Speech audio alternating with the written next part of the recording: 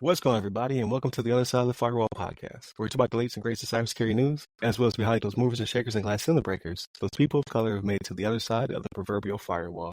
My name is Ryan Williams, and as always, I'm joined by Shannon Tynes. What's up? What's up? What's going on? So welcome to Friday's episode. So if you have not already, please go back and tune in. So Monday we discussed United Healthcare and some other stuff that's going on with them because of the breach. Now they've been paying out money. It's backing up payment for 94% of hospitals. It's messed up your prescriptions. Check out a lot of content. It's crazy. Tuesday we cover what was Tuesday? Tuesday was AT&T. Yes, AT&T and a previous breach with the information currently servicing. So they reset a bunch of accounts, and even if you haven't been a user of AT&T in the past 5 or 6 years, you may have been wrapped up in this breach. So definitely, pull your credit report, you know what I mean, like annually to see if somebody bought a boat in your name, as well as check to see if any of your information has been compromised in this breach. It included names, social security numbers, and addresses. So enough stuff to open up a line of credit in your name. So that sucks, but definitely check out that episode. Wednesday, we discussed how the federal government is kind of backpedaling a little bit on the Copilot implementation on their systems. So Microsoft is in partnership with the House committee to figure out how to protect that data and then hopefully roll out a better implementation this summer. So definitely check that out. We have a discussion about it and just how AI impacts your entire life, or it will soon. So definitely check that one out. And then Thursdays, Ask a CSP with Daryl Brooks. Really good conversation. That one probably went an hour and 20, hour and 30. So a lot of good gems came out of that one. So definitely check that out. It's his second time on the show. It's been almost a year, so we had a lot to catch up on. He is also a CSP. So we about some ideas and some questions off of each other. So definitely check it out. I think it's a lot of good content in there. And he's studying for his PMP. So we talk about that as well. And then hit up the newsletter, hit up all the articles. Like we're multimedia here. We're everywhere you want to be. Check us all out in all the different places. But long intro, without further ado, Shannon, how was your week? Not bad. Didn't take in as much media or no gaming at all, but watched a few things. So like this documentary, Quiet on the Set, it's like the dark side of children's. I watched one episode and I was like, you're messing up my childhood. I didn't go any further. So it's weird to me. Like I thought they were going to go into like other child actors and things like that, but it just focused on Nickelodeon.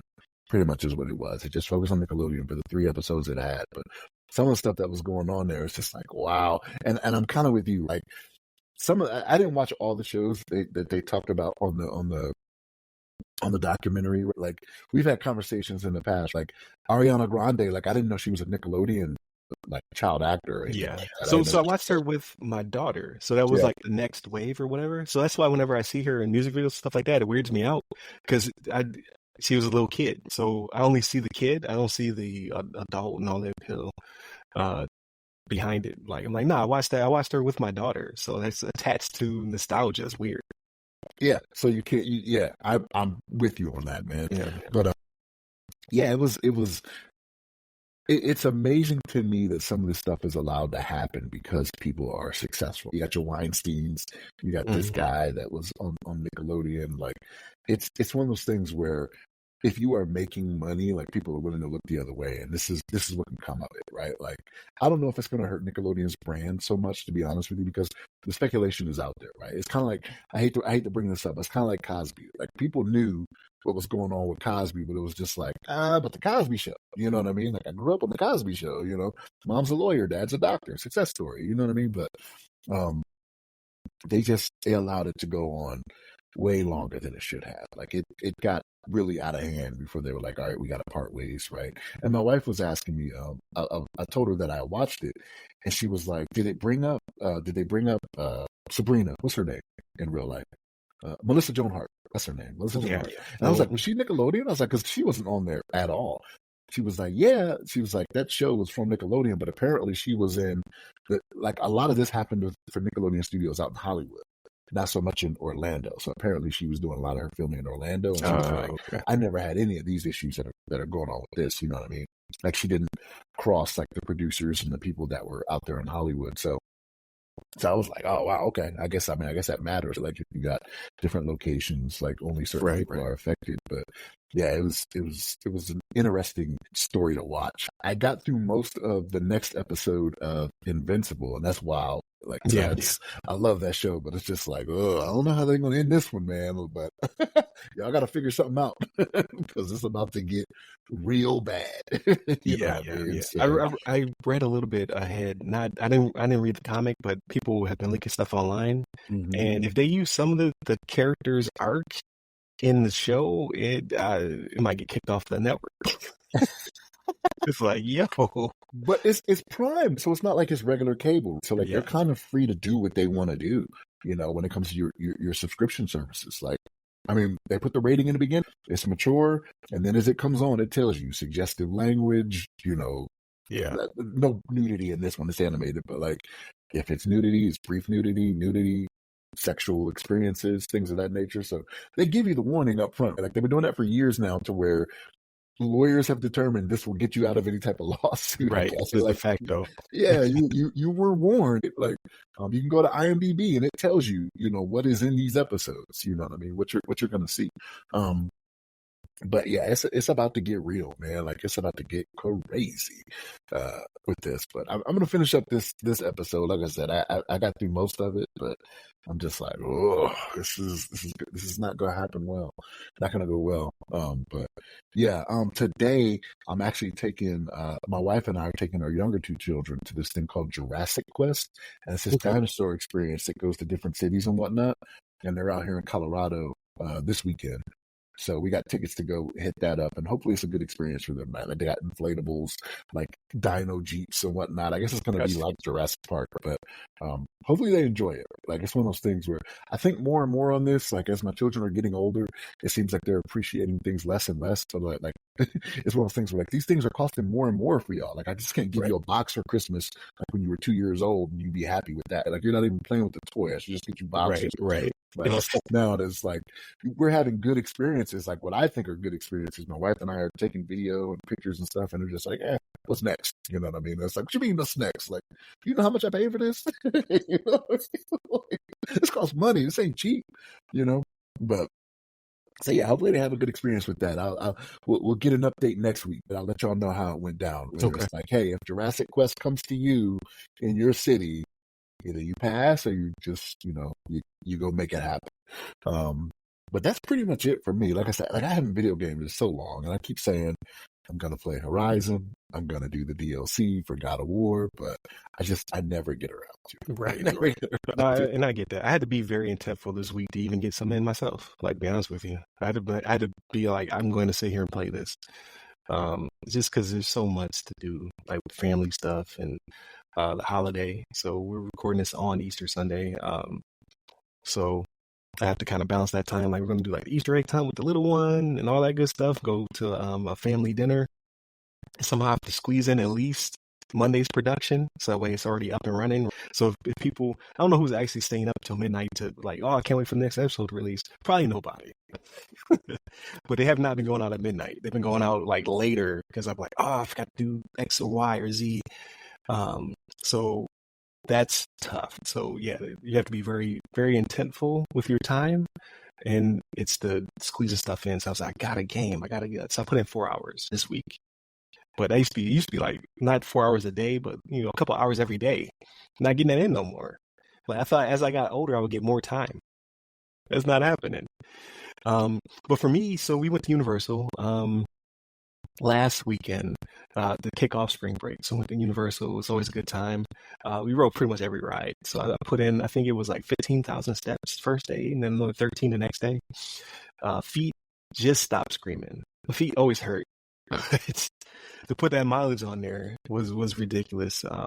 But it's for a short period of time. It's not an everyday thing. I'm not walking whatever that equivalent is in steps every day. But you know, just make sure I got to all the rides with the kids, and we had the express passes or whatever. So the sunrise we just walked right on, which was great. So you can't, like, if you have the ability, I think I think for Universal, if you want the express passes or whatever, like it's like a lot of money per person, unless you get like a hotel room and then it's wrapped up in there. So we spent a night and it was more cost effective, but it paid for itself because there were several rides that we just walked right on. There's only one ride that doesn't have it. It's the Gryffindor ride, I want to say. I'm probably pronouncing it butcher it in Harry Potter World.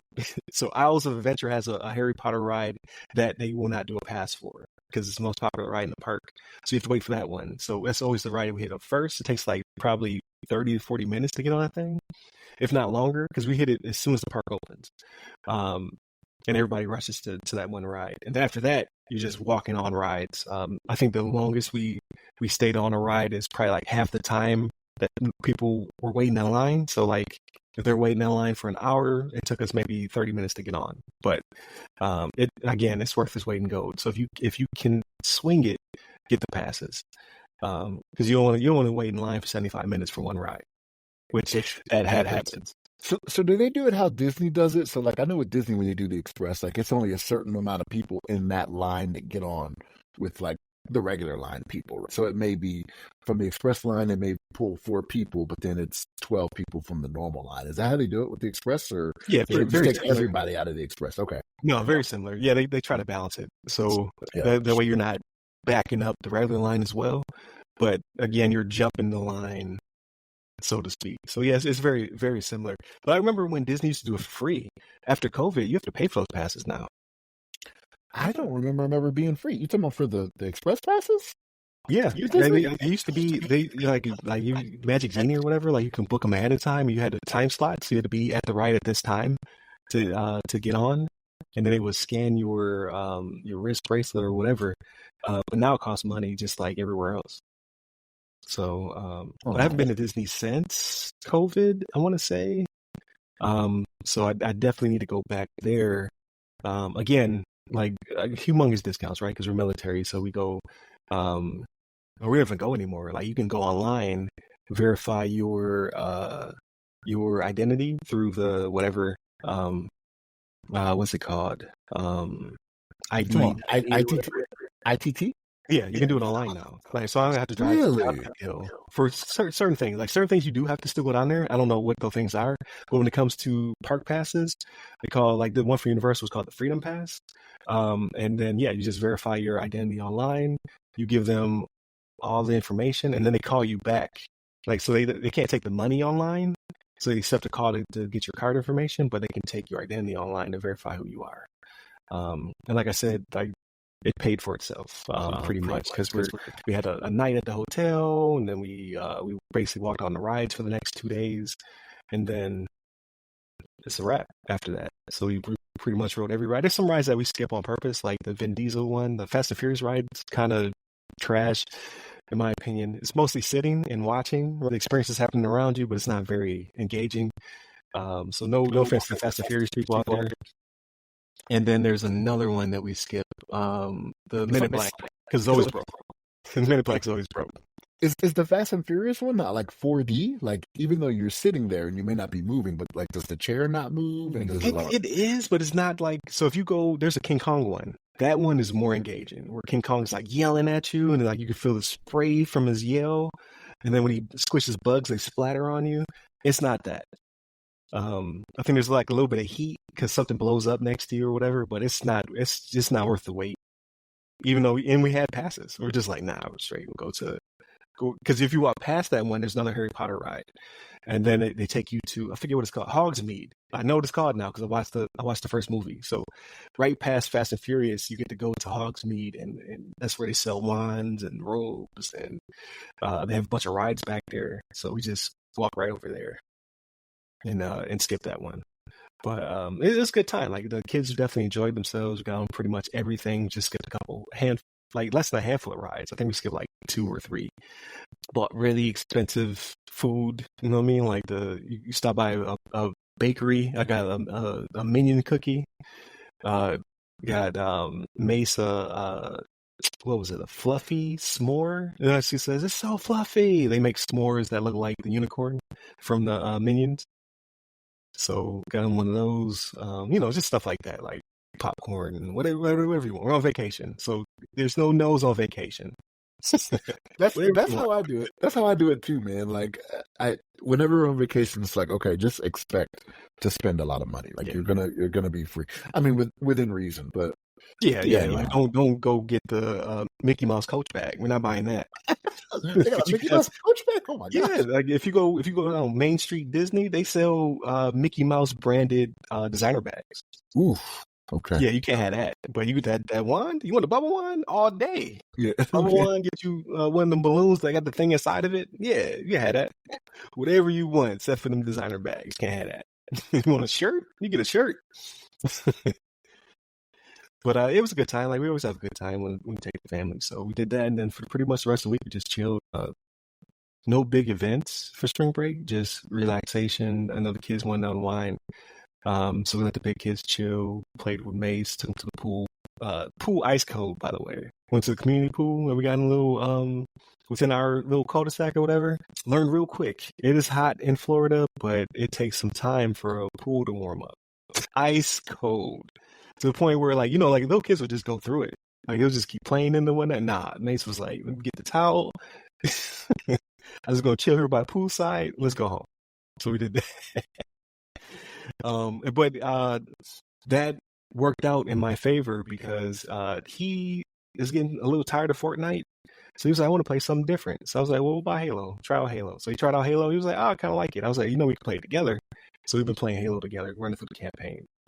He's 9, so he's getting used because it's not like Fortnite. He's not building things, so he'll just run right into a group of enemies, get demolished. No cover, just all smoke. Like, no, you got to pull back a little bit. You got to let your shield recharge. So he's getting used to that. So we're running through the original Halo right now campaign. It's a little bit prettier, still kind of ugly, but they rezzed it up, made it look a little bit sharper. So we're playing Halo, Halo Anniversary Edition. That's what we're playing. And then what else? Oh, I watched the first Harry Potter movie. We talked about it offline. I didn't make it to the end. It's 2.5 hours. It was cool seeing like a lot of, because I don't know anything about Harry Potter, and then my kids, those are the rides they want to get on first. So I want to know a little bit more context, and they provides a lot of that. But the first movie is very kiddish because they're kids, obviously, and it's 2.5 hours long. So I made it to the last 10 minutes. I passed out. I couldn't make it through the whole thing. But now I have to catch up on that one and watch the next one probably today or tomorrow, and try to get through all of them in the next couple of weeks. Is the plan. So so far as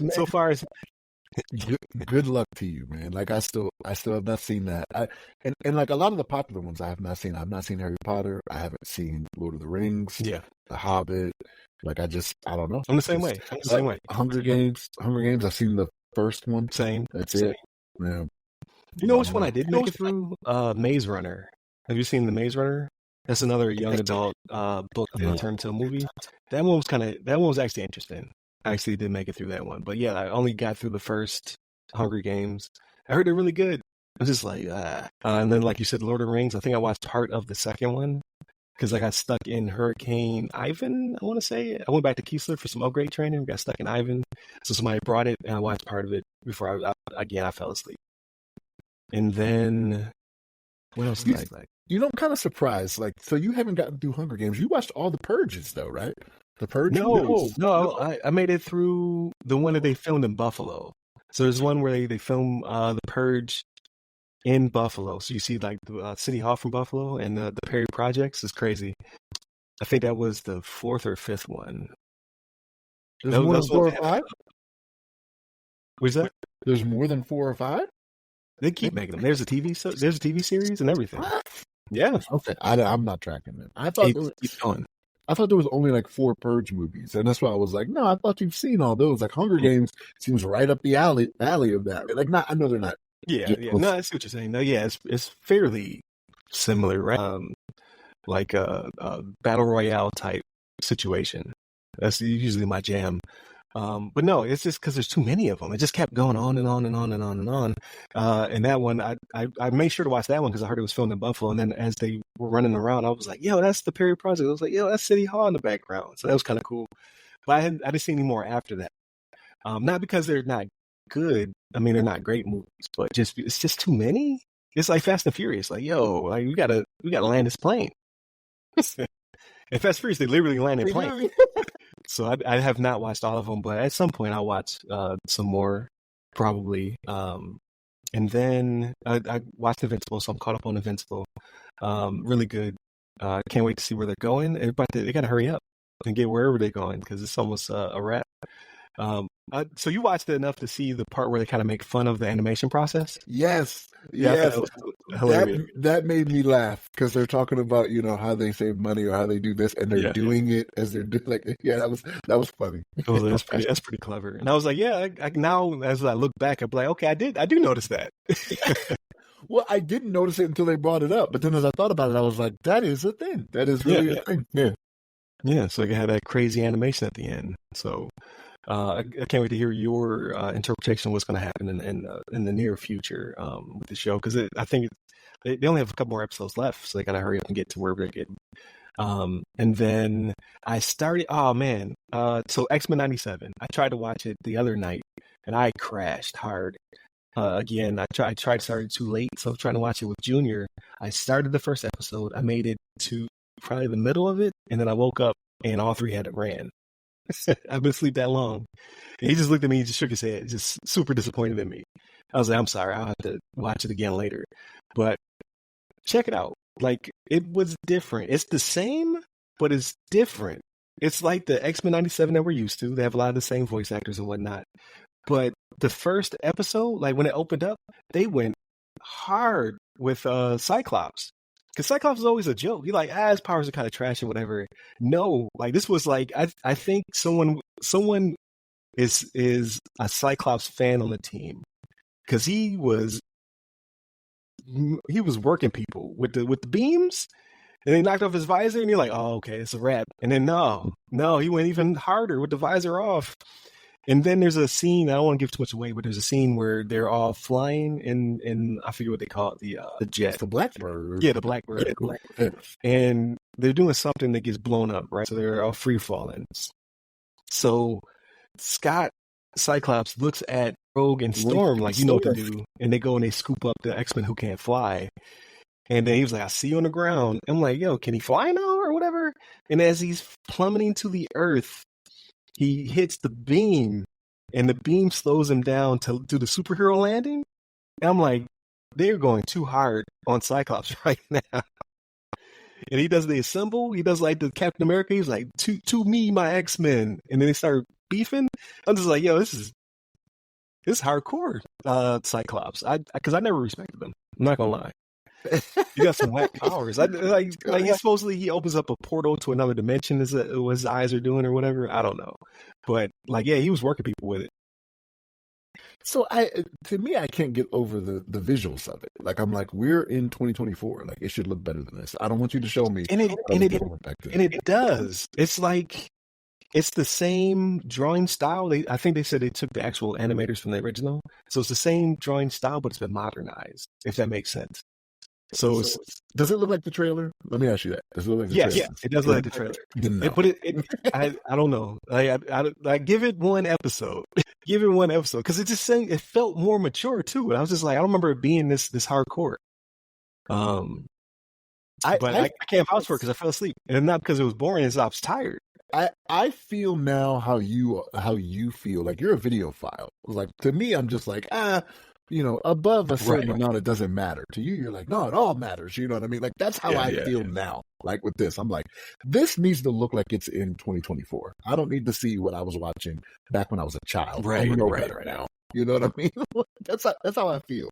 Right. Sure. No, I hear that. So yeah, I'm going to give it a chance. I'm going to watch at least the episodes I fell asleep on. And I noticed that the sound was incredible too. Like, I don't have a big surround sound thing happening. I got a fairly decent sound bar. I definitely want to upgrade in the future. But even the sound was like different. Like, it felt heavier. Like when he was shooting the beams, and like when the Blackbird blew up, I was like, yo, they're going hard. Like, I don't remember it being like this when I was a kid, but I was watching on a standard television with the monotone speaker. So maybe it did sound as good. I don't know. But it impressed me until I passed out from exhaustion. It was a long day that day. So yeah, so I tried to check that out. I'm gonna go back and watch some more of that. Then the last thing is I played about 4 hours of Final Fantasy VII Rebirth for my first boss. That game is amazing. Like I gotta put more time into it. I have to. So I have about in total, I think I have 7.5 hours, 8 hours into it. So I barely scratched the surface. They're still teaching me stuff. It's again like an 80-hour to 120-hour game. So I'm going to give it more time. I just don't know where I'm getting that time from, to be honest with you. Because you can't just play for an hour because you don't really get much accomplished in an hour. But I don't really have 2 to 4 hours to really get it in like I want to. So I don't know. So how are you going to make that work and still go through Tears of the Kingdom? Tears of the Kingdom got put on the shelf. I don't even understand the physics or mechanics of Tears of the Kingdom anymore. Every time I go in there, I'm like, how does this even work? And where am I at? Like I literally booted it up and I was in a cave and stranded with no resources. I was like, what was I doing right here? Like, what was this purpose? Was I like searching for something in particular? Like, was I on a mission? I have no clue. I don't know. So I'm going to go back though, because that game's also amazing. I was talking to my best friend James, and he was very disappointed at me because he already beat it, and he was like, "You sure you want me to play a little bit? You want me to at least get you the Master Sword?" I'm like, "No, I want to experience all that stuff myself." And he's like, "Okay." Like you sleeping? I'm like, I just don't have the time. And that's one where you can't put it down. It's like Horizon. Like put Horizon down, and you just like, I don't understand these mechanics. I don't understand how any of this works. So at some point we'll get back to that one as well. But it's always the last game on my list. But it looks incredible. Like when I booted it up, I was like, man, look at these graphics. Like this looks amazing. But I just don't have the. It's just not my favorite. Put it out there. But that's pretty much it for me. So this week, again, like say it's Easter, so I'm do family activities. At some point, I'm going to try to get at least Monday's episode ready to go, and then prepare for the week.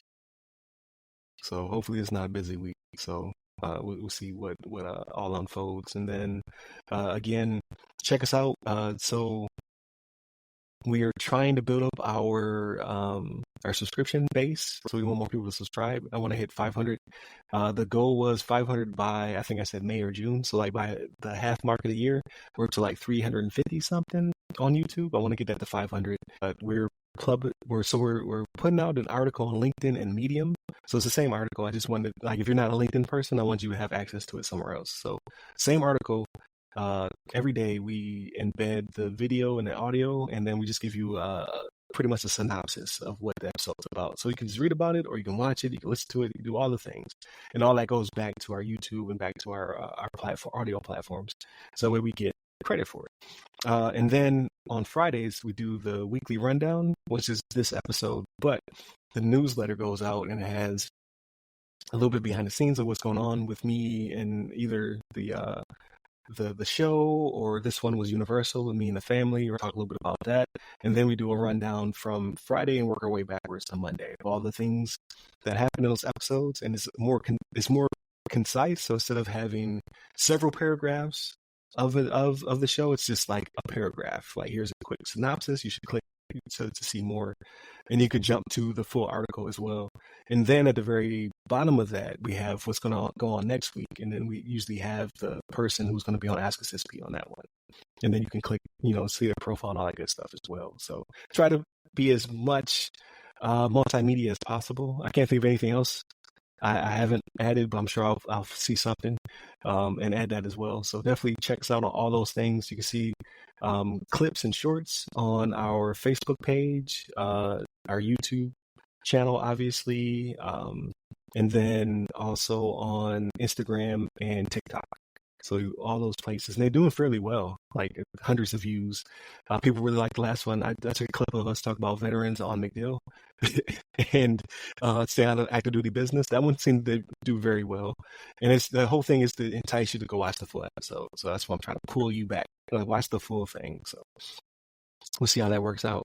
And we do those clips every day. So every day you're getting an episode, you're getting an article, and you're getting clips.